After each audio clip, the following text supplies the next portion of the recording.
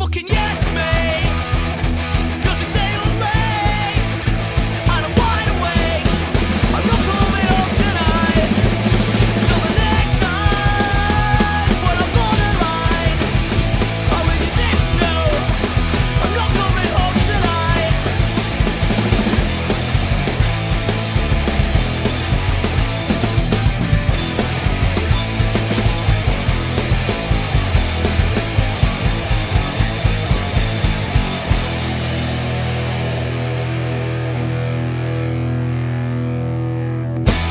Hello, everybody, and welcome back to the Pass Interference Podcast. I am your host, as always, Max Whirling. How's everybody doing this lovely morning, evening, afternoon, whenever you guys are listening to this lovely podcast? We're recording it on Thursday night, and we have some breaking news. We got some big news stories to cover this week.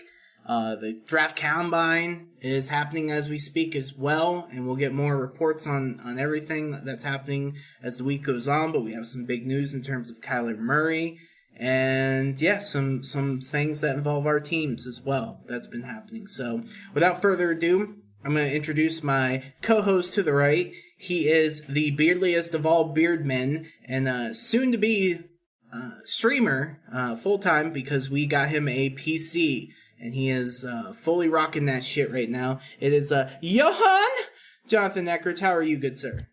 Doing pretty good. Big shout out to you, Max, for hooking it up. Built a very beautiful PC, and I've been enjoying that. And also quick shout out to Walmart. Your subs suck, and I got really sick because of that shit. I was probably an idiot for eating it in the first place, but my God, I've never been so sick in my life. So screw you, Walmart. I'm doing a lot better now. How you doing? Yeah, I saw that, man, and I am so sorry that shit happened to you. But also, never get fucking Walmart's subs at midnight or 1 o'clock or whatever stupid god awful hour you were getting Walmart subs. You're better off going to the fucking frozen aisle and just getting like a pizza or something. Should have just stuck with the Hot Pockets. Yeah, you should have just stuck with the Hot Pockets, man. You would have been perfectly fine. So, but it's okay because we spent some quality time together earlier today and got some shit done. So that's fine. That's fine. And to my left of me is, of course, the master and ruler of all of his universe, and of course the best picker in our podcast for the regular season. He is the chefiest of all the mans. He is Bronson Pompilio. How are you tonight, sir? Frisky. I'm doing good.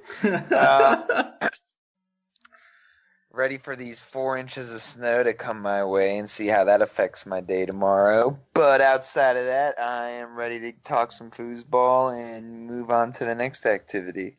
Absolutely. It's funny, too, because every week, we're like, God, what are we going to talk about? And it just feels like right before we record something, shit breaks. Shit comes out. We're like, oh, okay, wonderful. Like, bring it on every week. Thank you, football gods. Yeah, thank you, football gods. So there was talk that we were going to do this once every 2 weeks or whatever during this off season, just because of how slow the news cycles could have been. But like I said, every week, man, it just feels like some big news comes out. That, of course, being right now, it was breaking today that Jason Witten has said, fuck you to ESPN, thank you, God, and is signing back with the Cowboys to play another season.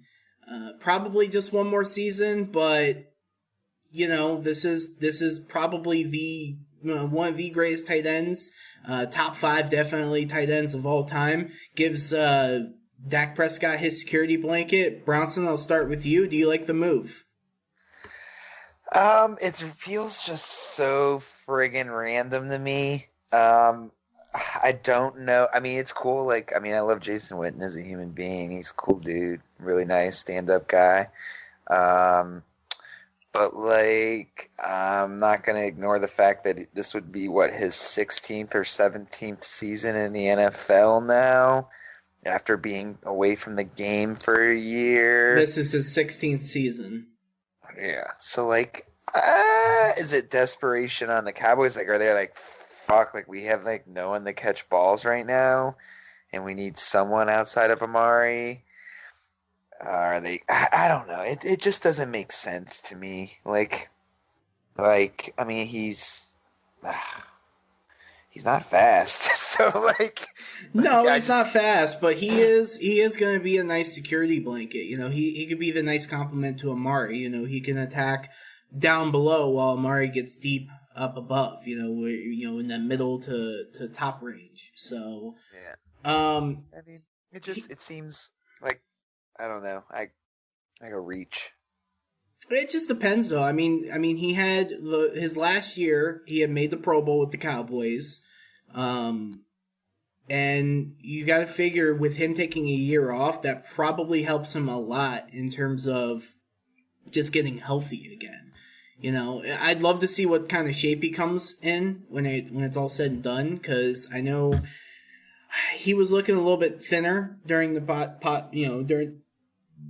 during the broadcast booth, but a lot of guys thin out because they don't have to bulk up or anything like that. So, you know, it could be a big move. It could be a move that blows up in their face.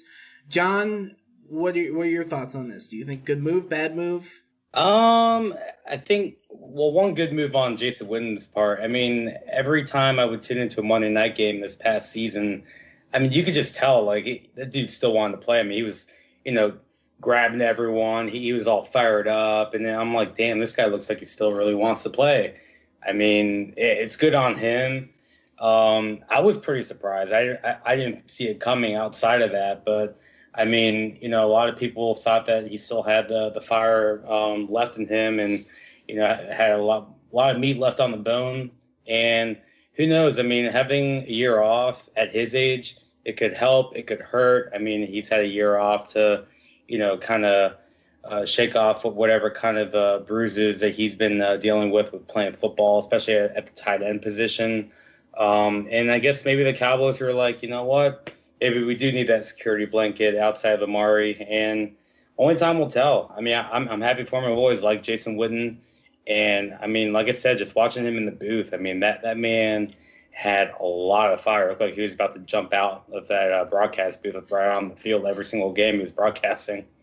Yeah, I will say this. I'm glad that he's getting out of the booth because I don't think he was ready for the big gig of Monday Night Football. He was okay, and he did, you know, you could tell he still loved the passion of everything, but also he was awful. The whole Monday Night Football team was just awful this year. Even, you know, people are like, oh, Booger McFarland was so hilarious. No, Booger McFarland was funny like once like a week, and then he was annoying the rest of the week. So they need to go to the drawing board, but you know, where are they going to go for the drawing board? Well, according to reports, they're trying to get Greg Olsen, who most of us are very familiar with, funny enough. So they move on from one tight end, or another one tight end moves on from them, and they're pursuing another tight end in Greg Olsen. Bronson, I know your affinity and your love of Greg Olsen. You know, he's been injured the last 2 years. Right move for him to move on to either ESPN or Fox, or do you think we're going to get another Jason Witten type thing? Jason Witten type thing where he stays. No, in terms of just the quality, because I don't know what you guys were thinking, but every time I watch Monday Night Football, I wanted to turn it off because I didn't like Joe Tessitore. I did not like Jason Witten. I thought they were not good. And I don't know if it's just a combination of each other, if it was because of Jason Witten's lack of experience, but I thought they were not that good with each other. So, do you think Greg Olsen can transition into the booth better than Jason Witten, or do you think he can, or do you think it'll just be another repeat of what we've seen already? I mean, if he's there with those same guys, it's probably just going to be the same damn thing. Yeah. So, do you think he comes back and plays for the Panthers, or do you think he will pursue that? It's just tomato. Which shit job would you rather have, playing for the Panthers or going to that ESPN booth with those gentlemen? Well, they said that he's going to make about $3.5 million this year. ESPN won't pay him that much as a first-time analyst. So it'll be interesting to see what they can pay him. So But again, John, this guy's had injuries the past 2 years. As great as he once was, he's 34 years old, about to be 35. What do you think the smart move for him is? Go back to the Bears! Well, yeah, I mean, I'm sure you'd like to see that. I mean, it would be probably a better move. But, I mean, honestly, his last two injuries the last couple seasons, they haven't been like little stingers. They've been pretty major injuries. I mean, for him, it would be the smart move to get off the field into the booth. But, I mean, I'm sure at the same time, he doesn't want to go out like that. I mean, when he's healthy, and when I say when he's healthy, he's one of the best damn tight ends in the league. I mean, but like I said, it's when he's healthy. And, he's got all these injuries piling on. He's in his mid-30s. But I have a feeling he's at least going to give it one more shot. I just can't see him wanting to go down like this. I think one more year, probably will be with the Panthers. I'm sure you'd love to see him in Chicago. I mean, I'm sure it'd be a better move for him. He has a better shot at going at least deeper in the playoffs, or even making the playoffs for that matter. But I think he'll get at least one more year. And if he gets hurt again, then definitely got to hang it up. But, I mean, I think he wants to at least give it one more go. All right. Yeah, I think Greg Olsen, as great as he's been, and as great as he could have been with the Chicago Bears, or as great as he's been with the Carolina Panthers, I think it's time for him to hang it up. I love Greg Olsen, but you have to think about your family, you have to think about your career, and he's had 2 foot injuries the last 2 years, and that scares me because, he's going to get up into that 40-50 range. He might not be able to walk again. And that scares the shit out of me. So I get it. Yeah, I'm pretty sure he's the last active player in the NFL that was on that Bears roster when we went to the Super Bowl. Yeah. So he may have not even been on our roster that year, actually. Let's see. I think we drafted him with the 31st pick in the following year. His first season was in 2007. Yeah. Let's see here. Yeah. I'm just looking up right now. It was the next season. Bears versus that. Okay, is this the 2006 Chicago Bears roster? Yeah, he was the 31st overall pick in the first round. Yep. Let's see. I'm just looking at their roster. Nope, Robbie Gould's still in the league. He was on that team as well. Oh, true. Yeah, well, I knew that. God damn it. I just brain farted. But other than that, I mean, yeah, everybody else that was on that team. Was he on the roster, or was he? No, he was on the roster. Robbie Gould was on the roster. Okay. So yeah, is Brad Maynard still around? No, he's not. No, I meant was Greg Olsen on the roster? Greg Olsen, no. Your tight ends were Desmond Clark, John Gilmore, and Gabe Reed. I fucking love Desmond Clark, but him and Greg were such a great combo together. Bernard Berrien. Yeah, and Musin Muhammad, man. Musin Muhammad. Another pair. Yeah. It's like you guys traded with each other. You guys we traded with the Panthers all the time. All the fucking time. Yeah. And then they took Ron Rivera from us. Fucks. Yeah. Oh, yeah, you guys had Cedric Benson, Adrian N. Peterson. Not Adrian Peterson, but, the terrible Adrian Peterson. Yeah, wow. Looking at this team, I'm like, God, man, I'm so old now. It's crazy. Okay. So I think we all are in agreement that he probably retires, right? I don't think he will. I think he'll play one more. I think one more. That's what I'm going with. Okay. I think he retires, but I could see him coming back. It's one of those 50-50s, but they'd have to increase his offer. It'd have to be like $4 million. Like ESPN would have to offer him $4 million a year. So, and then if he does that, then I'd take that money all day long. So, okay, and the other big news story that broke last week that we can talk about really quick is Drunk Robert Kraft strikes again, people. That's right, Robert Kraft, the owner of the Patriots, worth $6.6 billion, is going to massage parlors in Jupiter, Florida, down in my neck of the woods, and getting hand jobs for anywhere between $59 and $79. John, if you take those two numbers and put them together, what's the average? Oh, God. I mean, it's a lot. If you're making that much money, why are you spending $50 getting little hand jobs at places like that? Why not, go high dollar? I mean, come on, you're Robert fucking Kraft, man. Like, spend the extra money. Spend fucking millions of dollars. That's like pennies to you and I. I mean, come on. Like, when this story broke, I literally could not believe it. I was like, wait, none of this made any sense. And one thing that I'm still waiting to hear on is I remember when the story broke is that he's not the only big name that's involved in this whole sting. So I'm like, well, who else is involved? Is it more, people from the Patriots organization, or is it, any other big names out there, whether it's in Hollywood or whatever? I mean, it's crazy. I'm just thinking of Gronk getting his dick stroked for under $100. It's just like, I don't know. That's just funny as shit to me, man. But, Bronson, what's your take on this, man? It's pretty crazy. I was talking about it at work a lot. I was laughing my ass off because I think I was the first one to see it between all of us. It's pretty wild. I kind of want to see. I mean, Patriots are done. Okay, they're done. They may make the playoffs next year, but like, there's no fucking way they go anywhere far in the playoffs next year. I don't see it happening. I think it's just going to be a fucking dumpster fire, and it's just going to be like bad publicity. Belichick and Brady are going to have to answer an absurd amount of questions.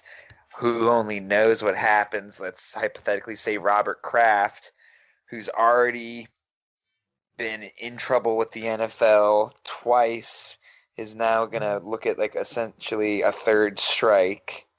And for something that is proven true is far more serious on a personal standpoint than the other things that have been going on. So let's hypothetically say that, well, Robert Kraft's out of the picture and his punk-ass kid is the one running the show now.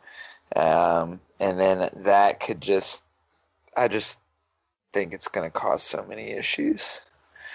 And, frick, I'm just excited to see what happens. And we were speculating at work, just bullshitting and talking about it. And like, one of the names that we thought of was Donald Trump. Like, what if it's Donald Trump? Him and Kraft are big ass friends. Donated millions to his campaign.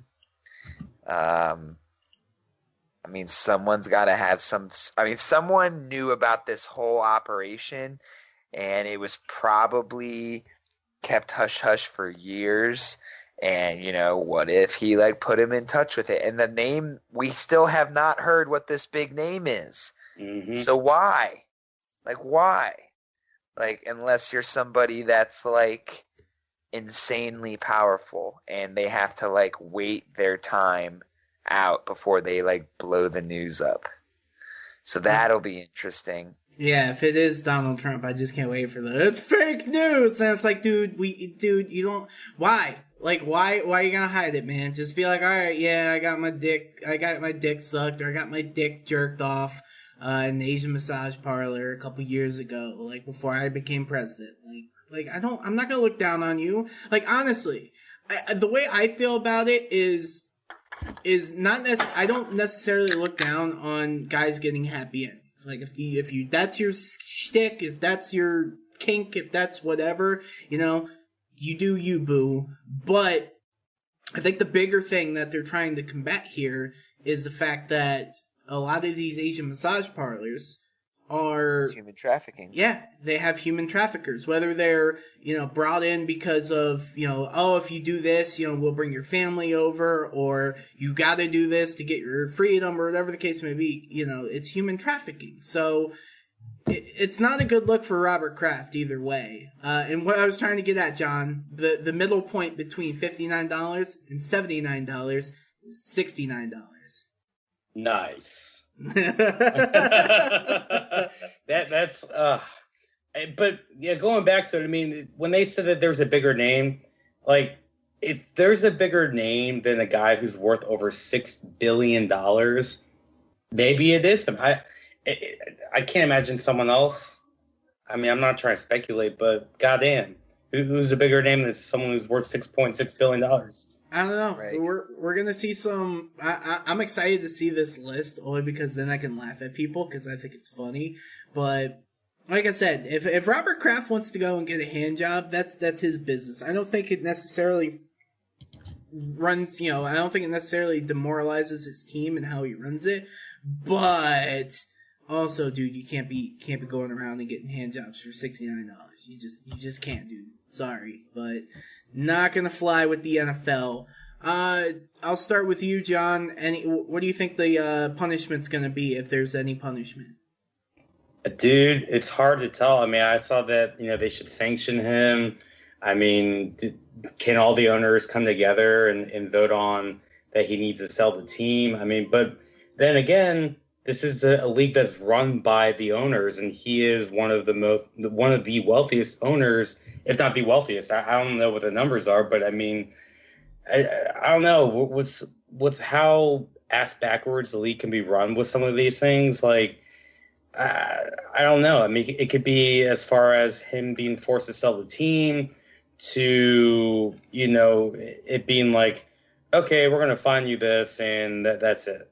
Like, I don't know, but I mean, I feel like this is like the perfect example for the league and the justice system to be like, no, we're going to make an example out of this guy.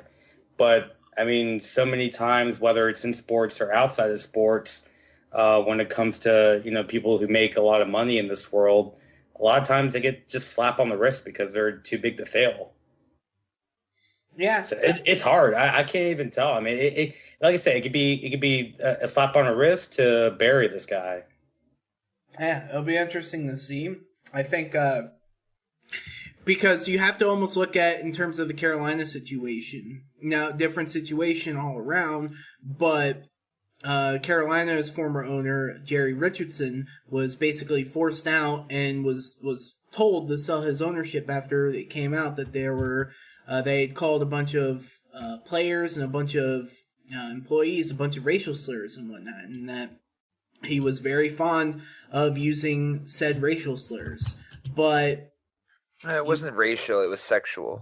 Well, I thought it was both sexual and racial. He was like commenting on female staff's asses and wanting them to dress casual on Fridays so he could look at it a little longer. Is what he was saying.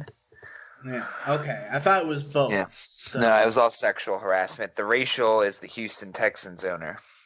No, right here. You're right about it was mostly the racial, but it was right here on at least one occasion directing a racial slur an African American Panthers scout. So, but yeah, it was brought about with the sexual misconduct and the sexual harassment while he was the owner. And yeah, either way, you can't do that as an owner. So, again, different situation, but they forced him out. They said, you have to sell the team. And he's like, I don't want to sell the team. And they're like, we're going to force you to sell the team. And he was like, all right, fine, I'll sell the team. So, it'll be interesting to see if they take Robert Kraft out, give it to his son, and just say, all right, here you go. Here's the keys to the vehicle, and you're on your own. Or if instead he has to sell the team. So, Bronson, what do you think the ending result out of all this is going to be? I think he's going to be asked to step down, and his son's going to take over. And then I think he'll rule the coop from from afar. God, I think he'll still have control, but like not in the public limelight. Yeah. Yeah. All right. I think he'll like counsel his son and whatnot. Probably he'll be kept on as like a board member essentially. Yeah. But yeah. Maybe not even necessarily a board member, but I'm sure he'll get paid. And he just won't have a position within the company, but he'll privately, advise his son. And there's no way in hell he lets his fingers off that team. No. Like, it's a family-run business. It's his. He's not going to fucking let it go. Right. And John, to answer your point, too, technically, Robert Kraft is technically number 5 in terms of NFL owners. Yeah. In terms of, I think Jerry Jones is number 1, right? Number 4 is Shad Khan for the Jacksonville Jaguars. Number 3 is the Stephen Ross for Miami Dolphins. Number 2 is Stan Kroenke, the owner of the LA Rams. And I say technically he's number 5 because number 1 was Paul Allen when he was alive, but his fortune's technically to his sister. So there's kind of like a, it just depends on how you feel about that. I mean, technically his sister is running the Seahawks and has control of his money, so she would be the number 1 overall benefactor, but she's looking to sell that and donate all the money that he accumulated over his life into charities and whatnot. So technically Robert Kraft is 5th, but he's technically 4th as well, wherever you stand on everything. But yeah, it'll be interesting to see. We're excited for this whole Robert Kraft stuff. So, John, what you taking and typing away there? The group message for the bachelor party. I'm trying to silence it, but apparently there's some big news that's involved. But I'll Yeah, let's ignore that for right now. We'll talk about that in just a moment because I haven't seen it yet. Okay, so the other big news that has come out this week as well too is Philadelphia Eagles. We thought we were going to franchise Nick Foles, trade him to probably Jacksonville. Nope, Nick Foles is a free bird, as some people would say. They are not franchise tagging Nick Foles. I, for one, am shocked. Bronson, are you just as shocked as I am? No, it makes sense to me. I was like, what the fuck are you guys doing when they said they were going to franchise tag him? I didn't think there was a trade market for Nick Foles. There's no reason to trade for someone when the NFL can easily force your hand into like not being able to have any trade partners. And then they were out probably their biggest trade partner being the Denver Broncos the moment Joe Flacco got traded. So it was like the Jaguars were the only team that would probably trade for him. They're not going to trade him to the Redskins. So it's like, what are we doing? So yeah, I just knew it was a matter of time. Yeah. So I'm not shocked. It just makes sense from a business standpoint. Yeah, I think you're right. I think once the Broncos made that trade for the Joe Flacco, and you pretty much only had one team that you could viably trade with, and that was the Jacksonville Jaguars.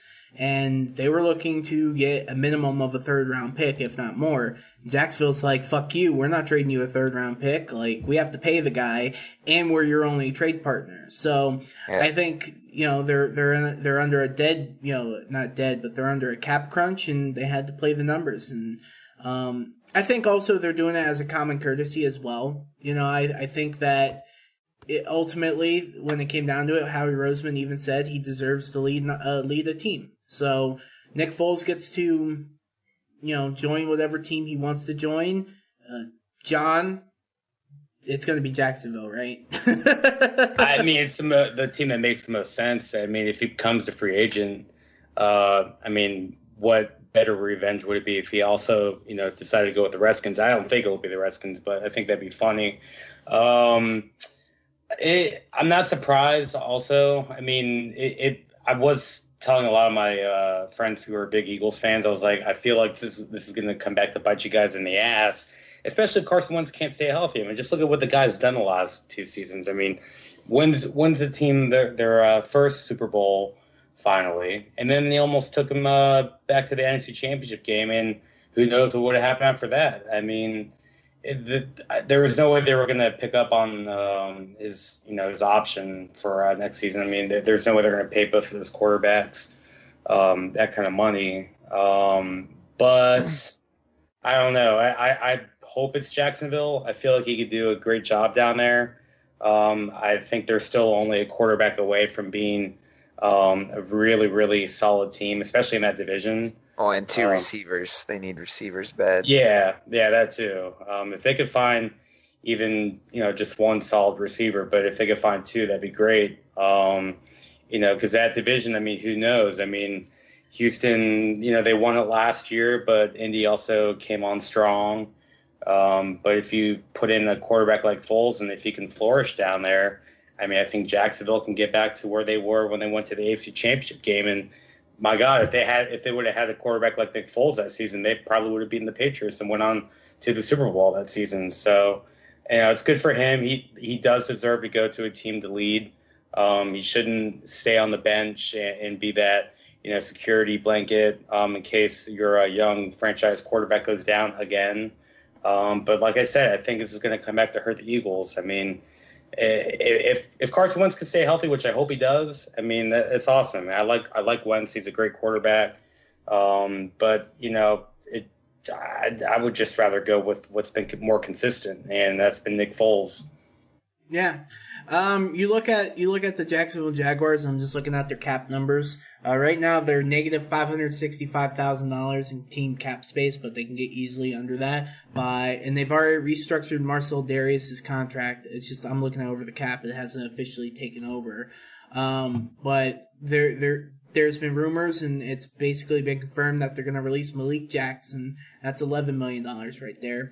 They're probably going to restructure A.J. Boye's contract because he's due $15 million in cap space. So if they can get another $5 million out of that, that would save them some money. And then cutting Blake Bortles will save them $4.5 million. So they can get underneath that cap space. Also getting rid of Carlos Hyde, for example, saves themselves about $4.7 million, so they can get under that number and get Nick Foles there. But this is a ballsy move by the Eagles, but ultimately I think Jacksonville, if they can jump on it and get this man in, they're going to be a dangerous team out there.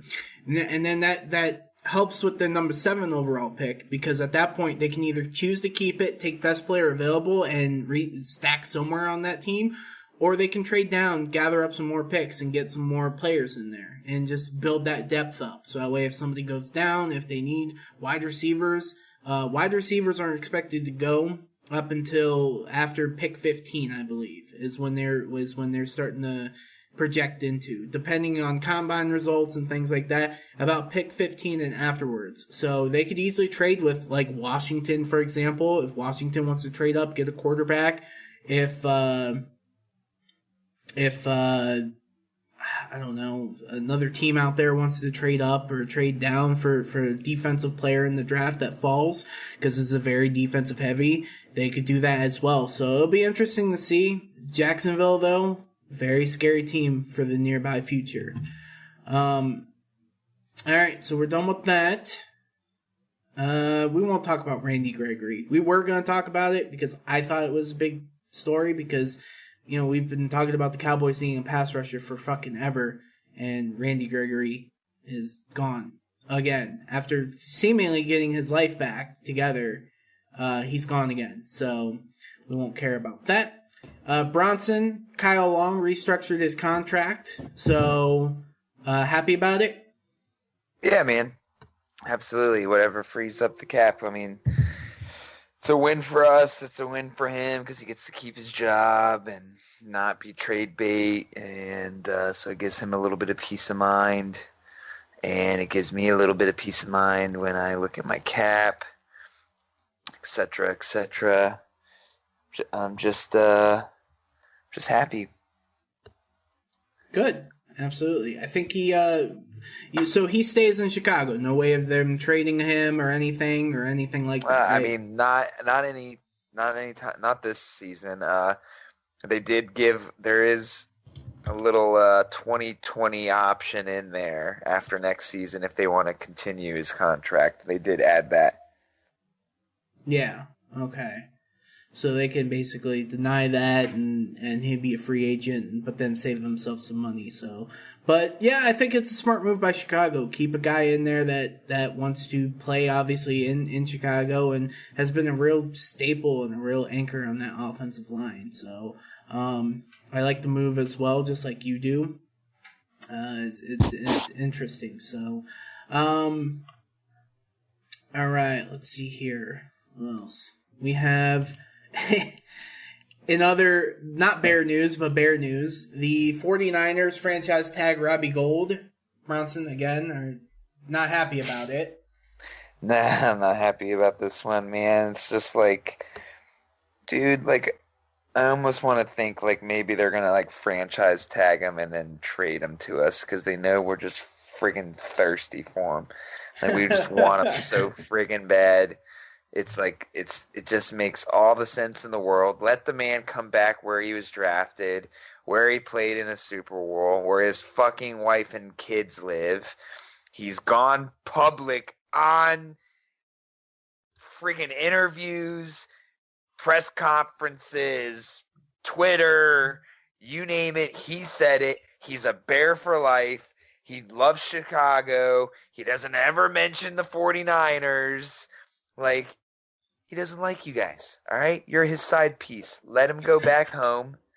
Let him go see his damn kids, you know? Let him live with his damn kids. Do the right thing by the man, all right? San Fran, do the right friggin' thing. Awesome. Yeah, I think they should trade him. I mean, the guy's 36 years old, but you know he's been putting in work.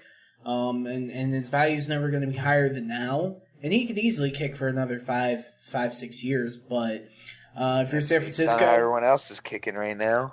Yeah, Mhm. I mean, what do you think would be adequate value, Bronson, in terms of if the Bears wanted to make a trade with San Francisco? What do you think it would take?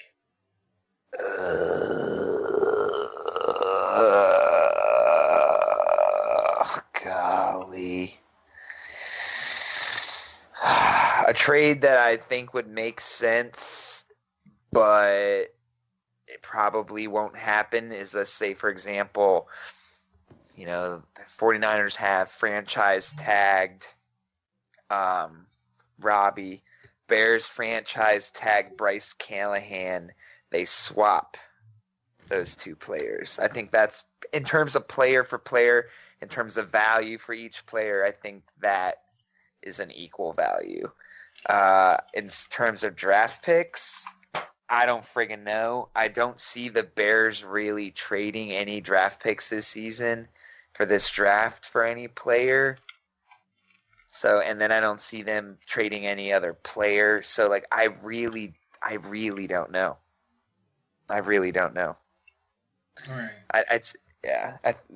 I mean, it could just end up being like, if they can't come to like an agreement, like if Robbie comes into like the talks, like, yeah, like not interested, like, yeah, everything you say is boring, like I would take 10 million less to play for Chicago.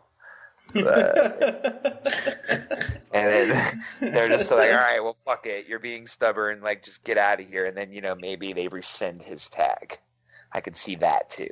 Yeah. But I don't know. Like, it's just like, I feel like it all started like 2 years ago.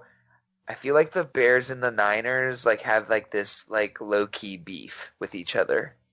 I don't know what it is, but ever since John Lynch thought he fucked us over in the draft, I feel like there's some animosity there. And then it ended up not working out for them at all. That draft compensation did not pay out for them all too well. I don't think they really got any studs out of anything that they got from us. You know, the only team that got a stud out of that trade was the New Orleans Saints, because they got the pick that the Bears gave to the 49ers. The 49ers gave them that pick. You know who the freaking New Orleans Saints drafted with that pick? Alvin Kamara. Isn't that a bitch? Isn't that a bitch? Isn't that a bitch, right? Yeah. So like, I feel like the 49ers are just like, all right, well, Solomon Thomas was a bust. We didn't get Alvin Kamara because we let the Saints get him. That's kind of bitter. And yeah, and you want your kicker back? No, fuck you. I don't know. I just so it's funny, but I just looked up the expected franchise tags. If the Bears wanted to tag Bryce Callahan, it's about $16 million to do so. I don't think they'll be tagging Bryce Callahan. Well, that's what I'm saying. Like, it's hard to do, but if there's a trade agreement in place, it's not their cap hit, it's theirs, and then both players would have to agree to work out a contract. Yeah, I mean, and the Niners could easily take on a $16 million cap hit initially, and then work out a contract, and then it's gone. Yeah, but like I mean, that's just like a tricky situation. Like I said, as I said before, I even said that as I don't see it happening. Yeah. But like in terms of fair player draft capital, I think those are the only Bryce is the only player that I could see the Bears giving that would make sense in terms of getting Robbie. If the 49ers are like, hey, we'll give you Robbie Gold for a 4th round pick, do you do it?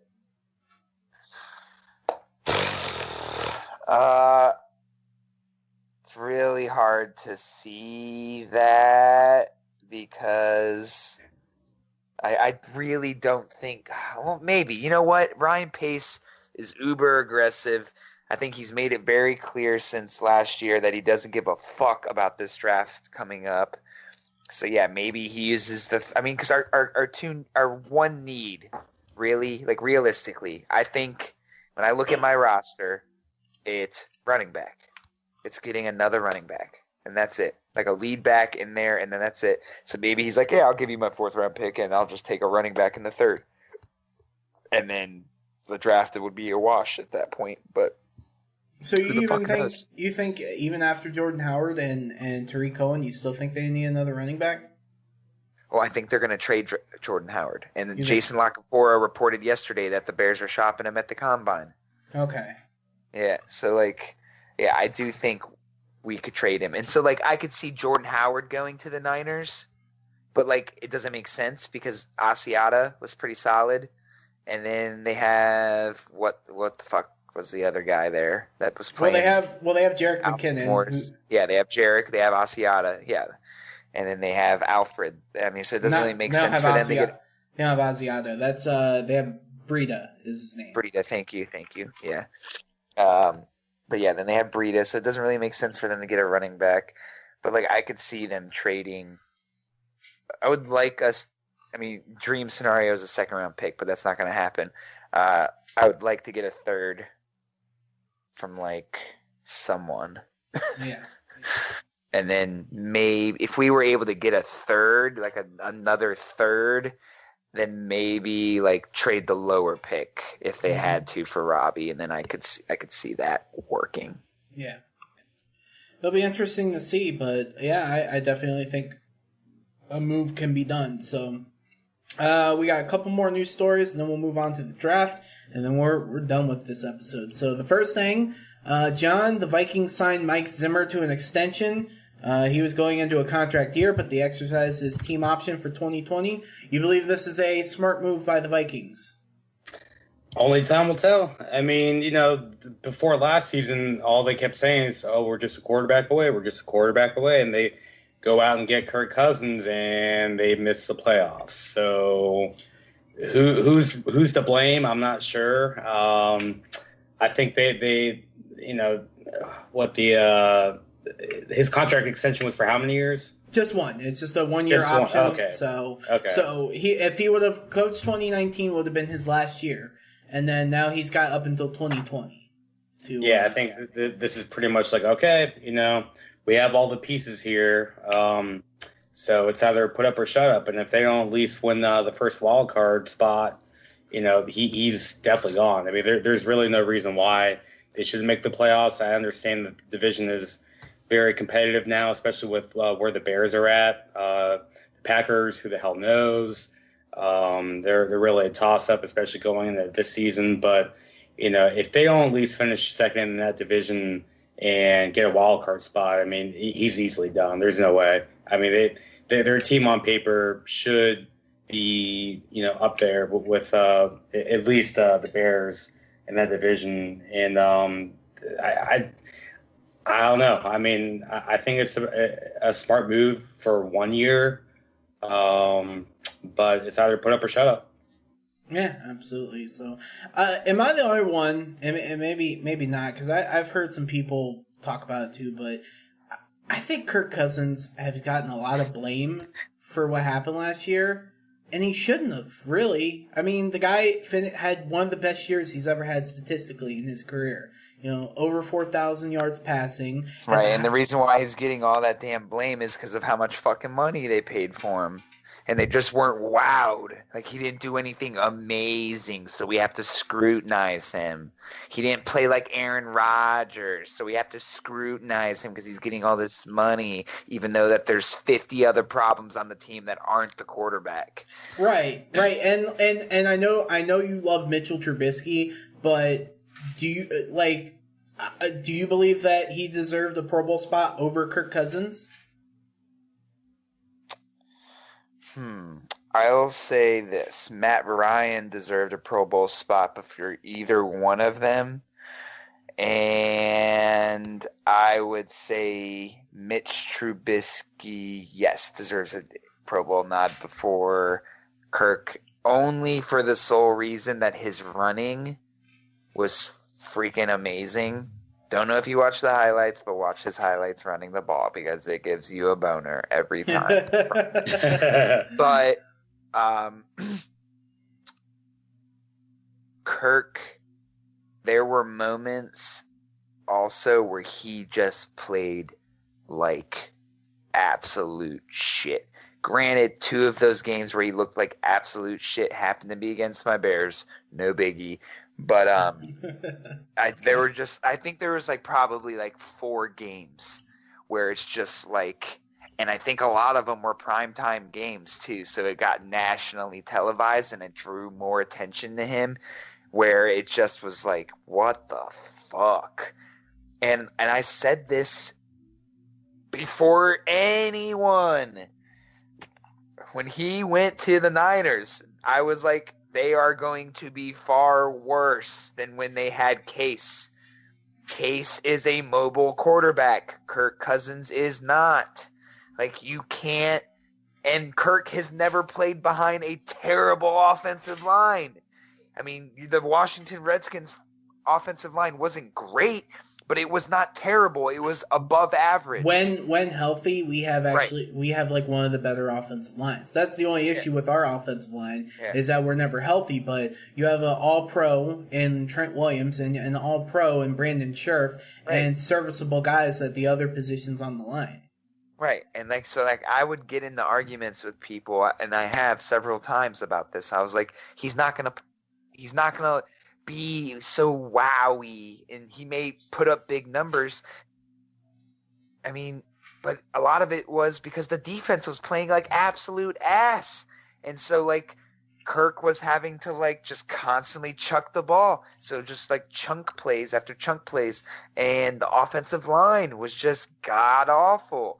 Like, dude, like if it doesn't work out this year, Mike Zimmer is fired.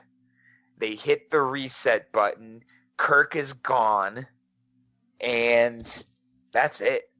Like, that's it. Like, I said this. You can't pay a quarterback this much money. This is the beginning of the end of the guaranteed money bullshit. It needs to stop. And this is where it's going to start. Like, you can't pay a man $85 million and be like, win or lose, torn ACL or not, you get this much money. That is insane. That breaks a team's back and it's going to put them into oblivion. And that's exactly what I said the day the freaking 49ers signed Kirk Cousins. This is it. You're done. You mean the Vikings, not the 49ers. Thank you. Sorry. I'm still thinking about my hatred there. But like, you can't have – a year ago had the best defense in the NFL, the best defense in our division, a lesser quarterback, the best wide receiver tandem in our division. All right? You have literally the best wide receiver tandem. You had a very exciting running back that disappeared this year. And it was just like between the defense, the offensive line, and the running back position, it was a huge disappointment. If that shit continues next year, it's game over. It's game over. They're done. They're fucking done.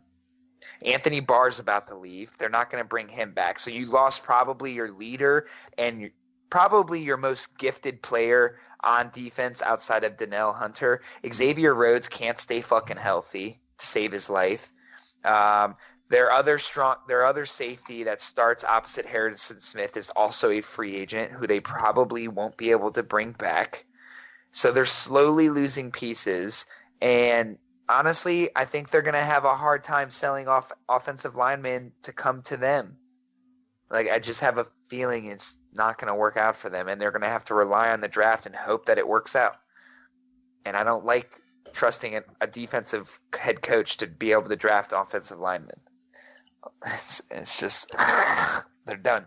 They're going to fail this year miserably. They're going to be in third place, and they're going to hit the reset button hard. Yeah. And I wouldn't be surprised if they hired Mike McCarthy. Yeah. He's got some drama. Why aren't we talking about that today? Well, drama, I have no idea what to talk about. Oh, seriously. He got detained at a high school basketball game today. Oh, what? Yes. Yeah, he got kicked out of a basketball game because he got into the refs' faces. Oh my God. There was a video. My dude on my NFL update, he tweeted the video out, and then I was like stuck at fucking work, busy as shit, and I didn't get a chance to watch it. And then by the time I went to try to watch it, the user who posted the video deleted it. So the link was gone. Oh, I just found it actually. Yep. Yeah. I haven't had the chance to watch it, but apparently he was like forced out of the building and was getting into it with the refs at this high school football game because it was so sweaty and serious. I'm looking at it right now. He was not forced. What I'm reading, and maybe there's more details, but the one I'm reading right here says it wasn't forced, but he did follow. He followed a referee just yelling and screaming at him because I guess his stepson's team is so shitty at basketball that he was just yelling at him. So, yeah, his stepson's team finished 3-20 on the year.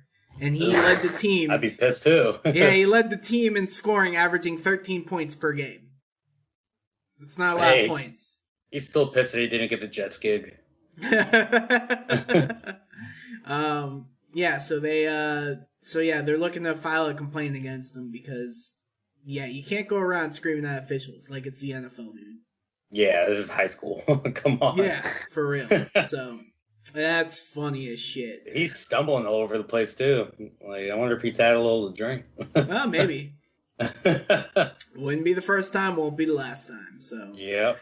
Yeah. As for the Vikings, I mean, I've heard a lot of people talk about this on multiple podcasts, and it's true when it comes to the NFL.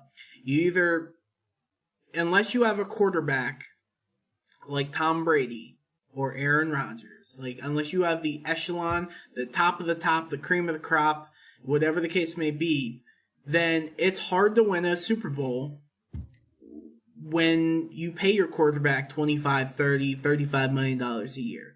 It's hard. Your best time at winning a Super Bowl is when you have a quarterback who's on a rookie contract. You know, and on that 5-year option, you have 4 years to win a Super Bowl. So teams like the Rams, for example, the Eagles, the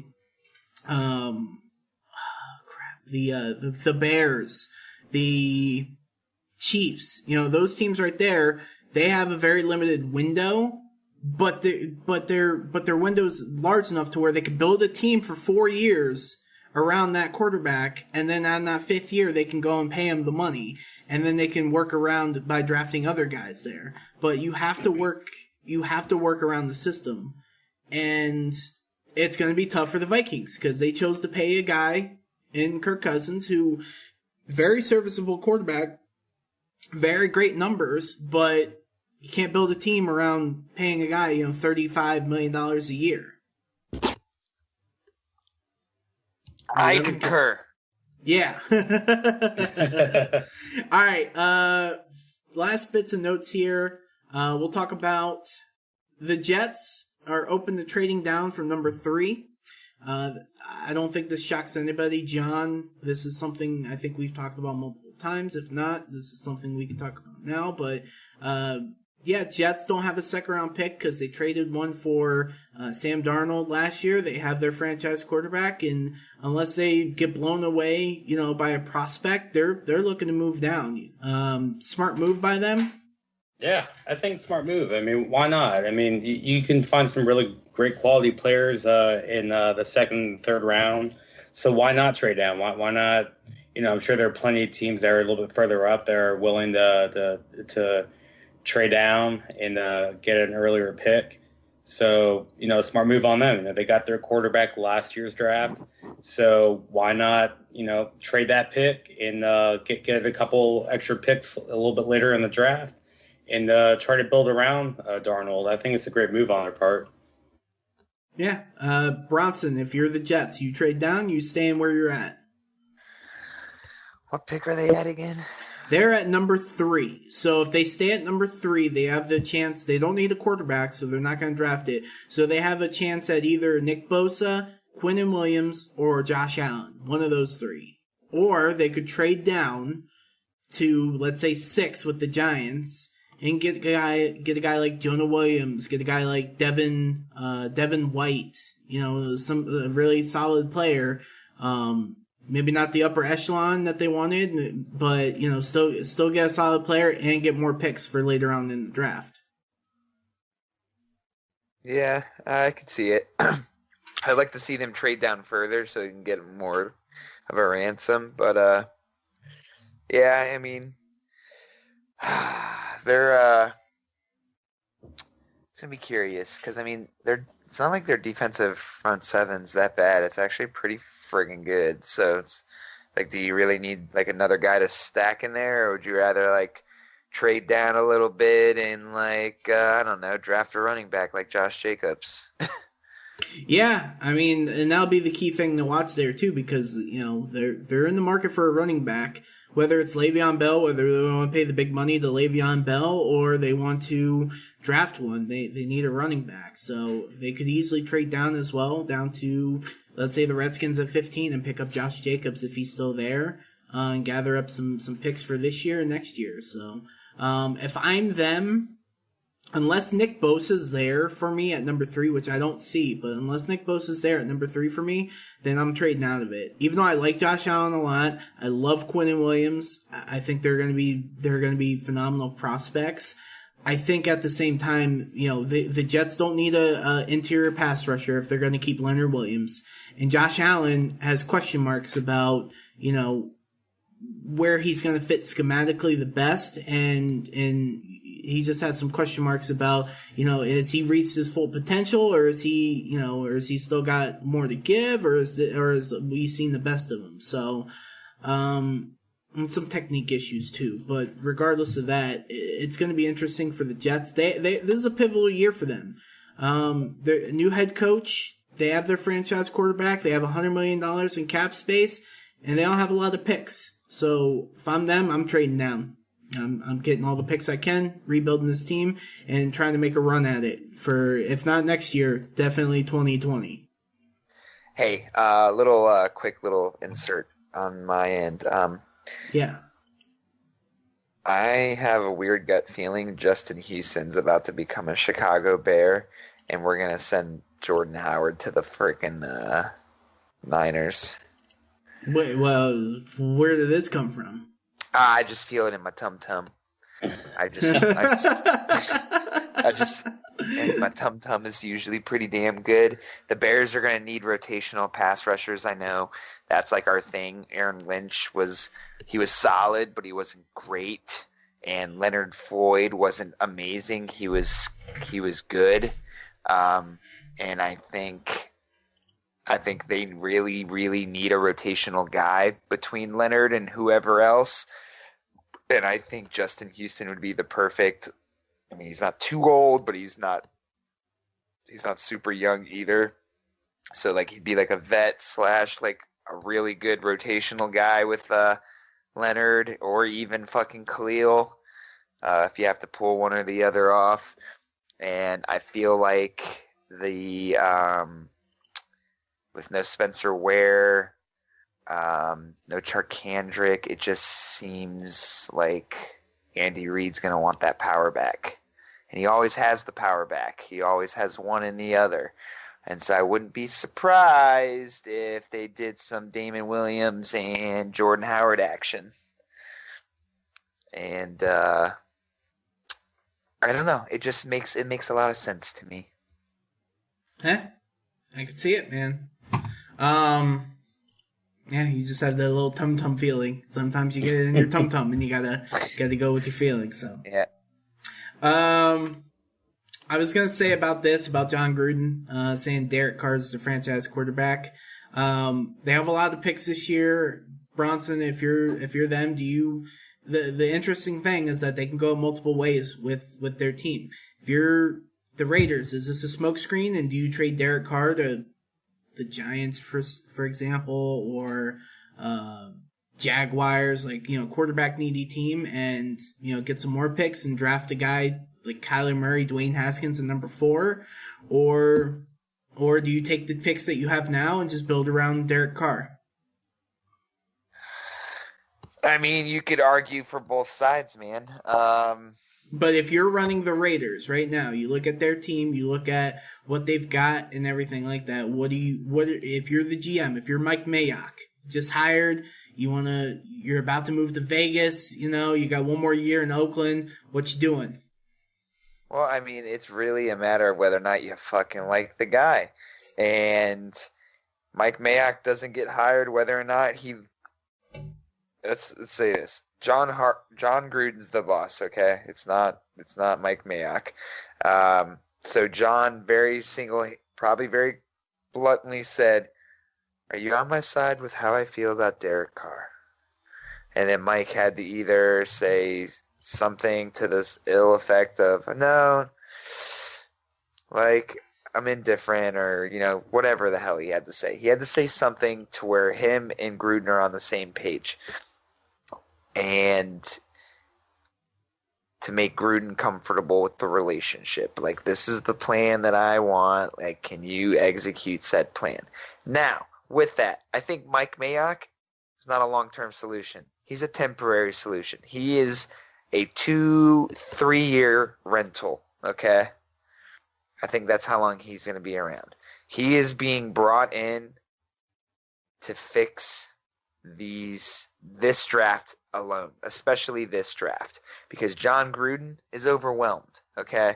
He, I think, feels like it's too much pressure. So what am I going to do? I'm going to go get the guy that's like, I don't know, been covering the draft every year for the last several years and hope that like works out for me.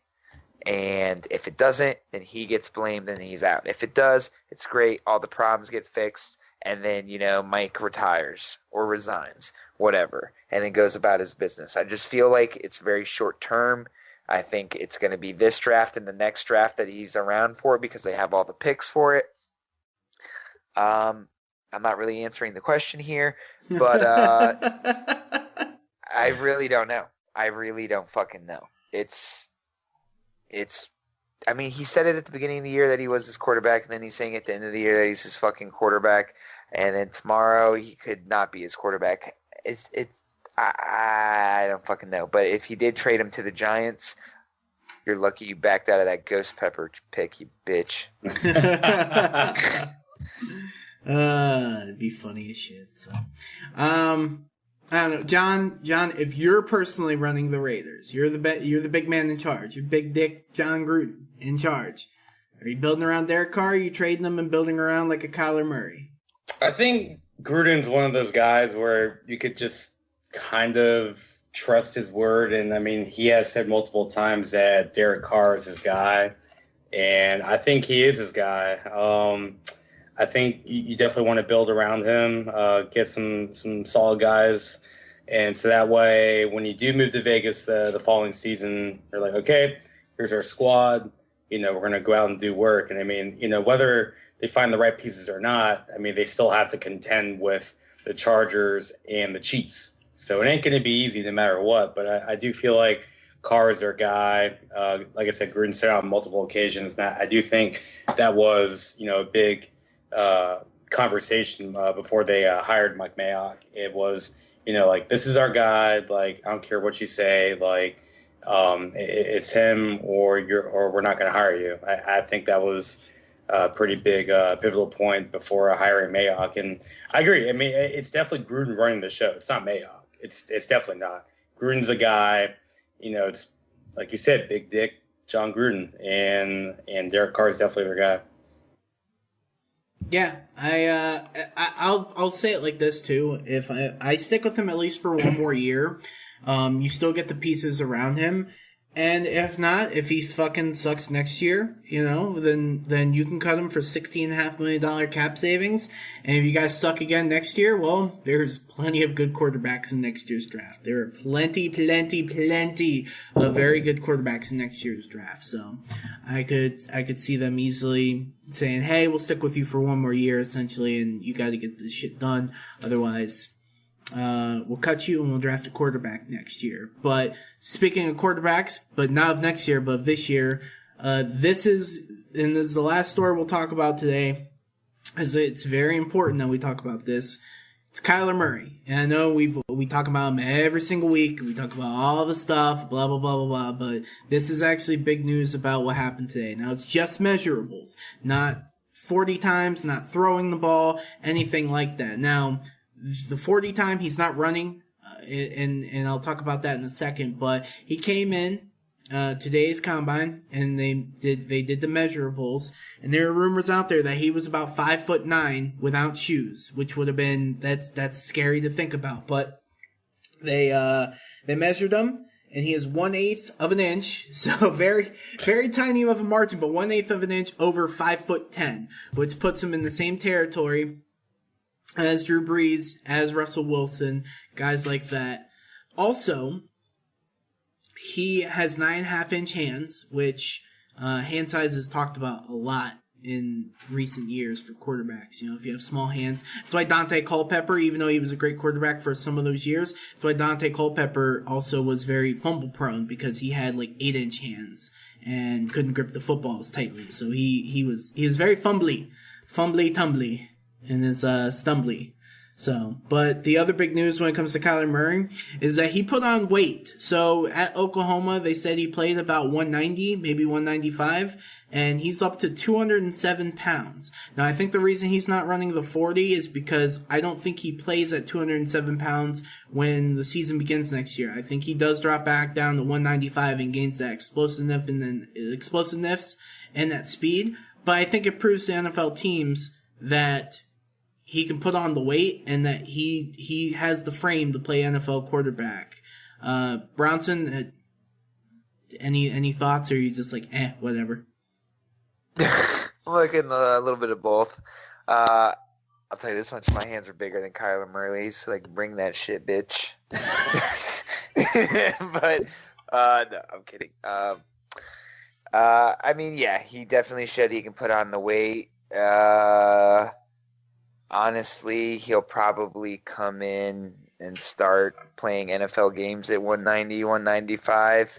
But I think he's soon going to have to learn that he's going to have to give up that extra, half second of speed for an extra 10 pounds, because his ass is going to take a beating, especially if he goes to a team with a shit O-line. Yeah. So we'll see. But I also am going to say this, and you can pencil me in for a bold prediction. What quarterback needy teams are out there right now? We got the Dolphins, we got the Redskins, we got the arguably Giants. The Cardinals, the Giants, the Jags, right? Mm-hmm. The Broncos. Yeah, I guess the Broncos. I'm gonna go ahead and say, all right. So what's our big dick top 3 consensus quarterbacks in the draft right now? Right now, I think the consensus would be, Dwayne Haskins and Kyler Murray, definitely 1 and 2. Okay, and so then, who's 1? I still go Dwayne Haskins, honestly. Even though nobody's talking about him right now. I have to see Dwayne Haskins throw. I'll tell you this much. If Dwayne Haskins, because a lot of people have thrown out this, like, thanks Stephen A. Smith, but Stephen A. Smith threw out this notion that Dwayne Haskins is a runner, when in college football last year, he ran 23 times for 102 yards or something like that. Like, he's not fast at all. He is a pocket passer to a fault. But if Dwayne Haskins runs anywhere, some people have said 4.9 is where he's going to run. If he runs anywhere in the 4.7s, 4.8s, he's my number one passer. He's my number one quarterback, hands down. Followed by Kyler Murray. All right. Well, I'm asking for an answer now, not when the combine comes. Right now, then I would say Kyler Murray. Okay. And then 2 and 3. So mine would be Kyler Murray, Dwayne Haskins, and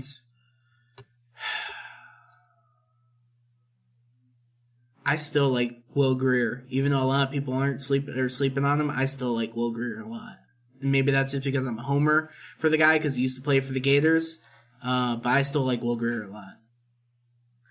Okay, but he's not going to be a first-round pick, right? No. Okay, so give me the third quarterback in the first round. Drew Lock, because he will go to the Broncos. Okay. I'll go as far to say this. All right, so, like, remember the Mitch Trubisky, Pat Mahomes, freaking Deshaun Watson draft?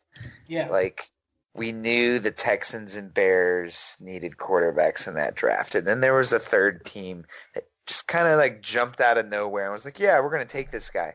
I think that's what happens with Kyler.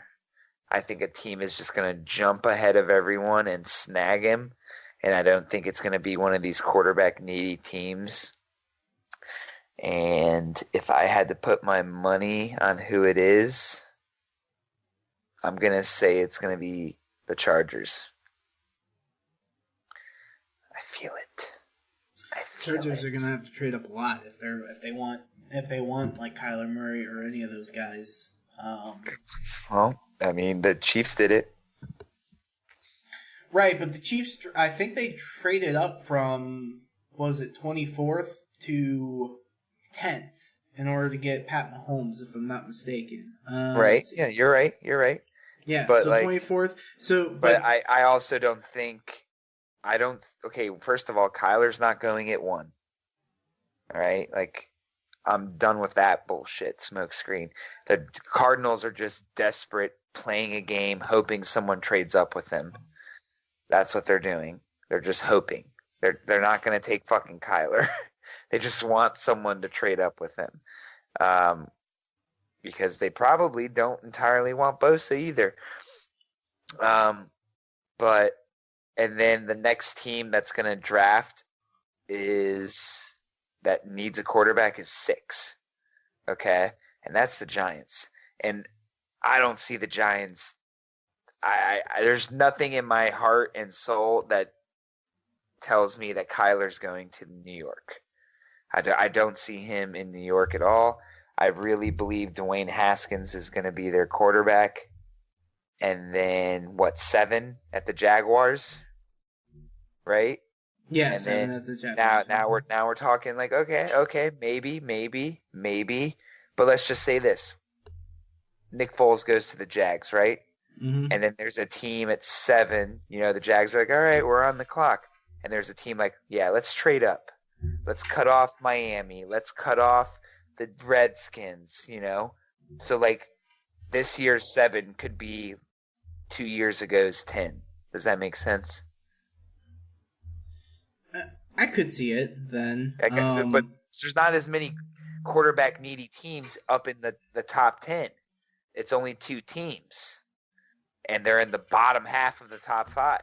So I could easily see like LA moving up from 25 or 26 to 7. They have 28. Yeah, okay, so they have 28. And then moving up to 7 and the Chiefs gave up 2 firsts, and then 2 a third. firsts and a third. Yeah, 2 firsts and a third. And you could easily just do that same exact thing.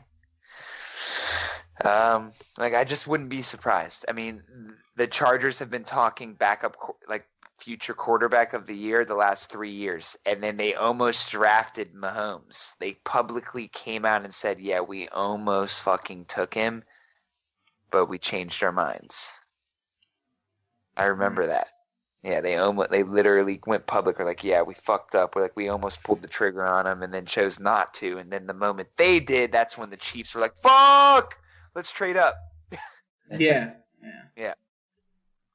So, I don't know. It'll be interesting to see. I think that we should do a mock draft next week. After we should do another mock draft. Maybe add some trades in there, and we can do same serpentine style thing. We'll have to talk about it, so that way if we're gonna trade, with our picks or whatever, that we can get that ahead of time.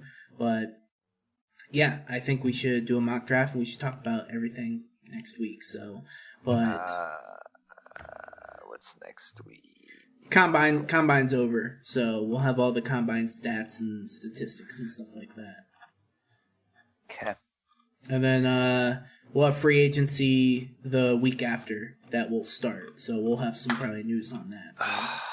Oh, I get so freaking hard for free agency, man. Hold on, do you get hard or do you get hoard? I get hoard, like wicked hoard. You get hoard? You get wicked hoard? Yeah, man. All right. And John, you're very quiet. What about the whole thing? About everything. Do you think a team trades up from lower, draft Kyler Murray or another quarterback?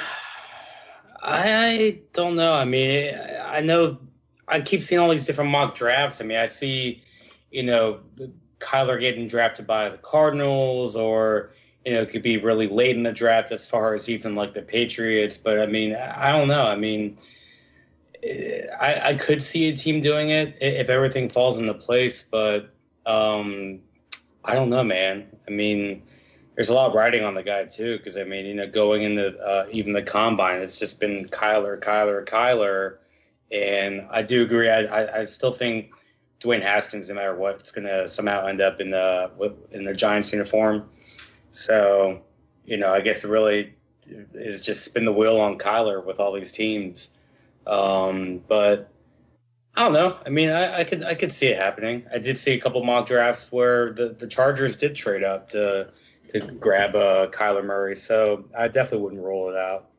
Yeah, it'll be interesting to see, but I think that does it for this episode of the podcast. I think we will do a mock draft next week. We will talk about some trades. We'll do serpent style, picks again, but so I'll gather up everybody's information, give them their picks, and then if we're doing trades, we'll be like, hey, I'm trading with you. We'll discuss compensation, or we'll just say, hey, we think this team's gonna trade up. We just don't know compensation yet, so on and so forth. But we'll discuss that throughout the week. But anyways, that I think does it for this episode of the Pass Interference podcast. We had some listens this week. We had some likes. I'm excited for what is to come of this podcast, because we have some fun with everything. So, John, where can find people at Podcast Land find you? You can find me on Instagram and Twitter, now with a new handle, at Necromancer. It's N3KROMAANCER. And soon to be on Mixer, streaming full time, baby. All right. And Bronson, where can the fine people at Podcast Land find you? At work always, or busy here at the house doing God knows whatever Emma tells me to do. And you can find me on Twitter at Bronsonius, or Chefman Bronson on the Instagram. Hashtag Emma's bitch. You can find me on Twitter and Instagram at OG Liquid Jesus.